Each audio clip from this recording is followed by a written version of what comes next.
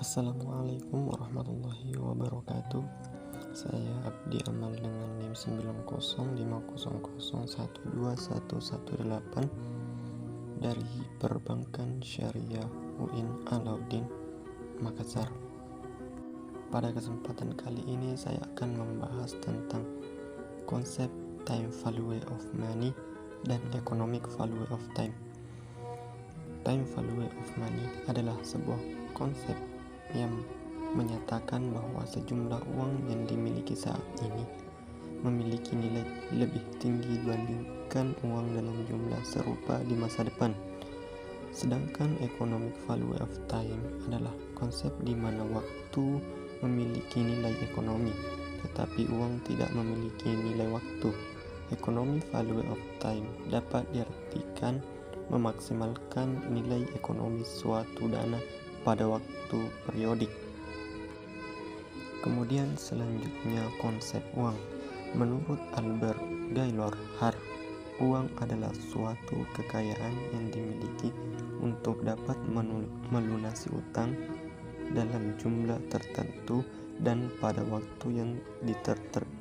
waktu yang tertentu pula.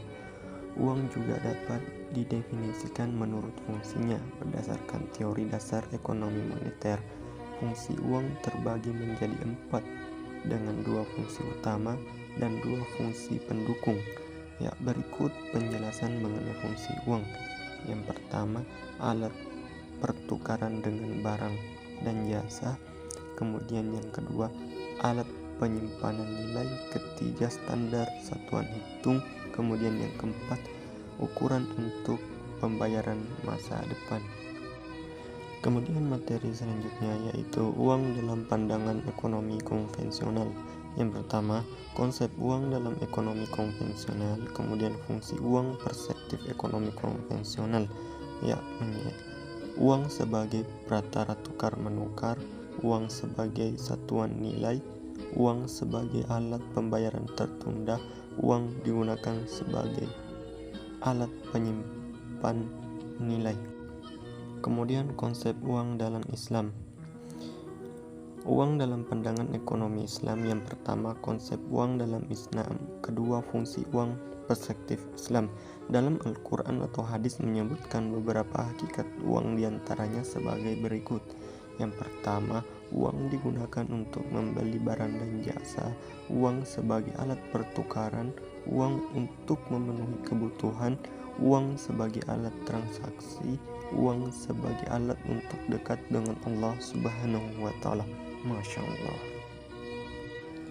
Kemudian materi selanjutnya yaitu jenis-jenis uang. Yang pertama, berdasarkan bahan pembuatan terbagi menjadi uang kertas dan uang logam. Uang berdasarkan lembaga yang menerbitkan, uang kartal dan uang giral. Uang berdasarkan kawasan penggunaannya, uang lokal, uang regional, uang internasional. Uang berdasarkan nilainya yaitu bernilai penuh, bernilai tidak penuh. Mungkin itu saja materi yang sempat saya sampaikan. Assalamualaikum warahmatullahi wabarakatuh.